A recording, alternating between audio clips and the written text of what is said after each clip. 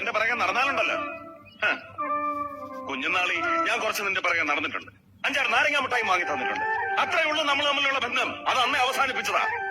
ഇനി എന്ത് ധൈര്യത്തിലാണ് നീ KDM കമ്പനിയുടെ അപ്പോയിന്റ്മെന്റിൽ പ്രേമലേഖനം എഴുതിയത്? മഴയായി പെയ്യുന്നതും കാത്തിരിക്കുക അത്രേ. മഴയായിട്ടല്ല, നിന്റെ തലമണ്ടയിൽ ഇടുത്തിയായിട്ടായിരിക്കും വീഴുന്നത്.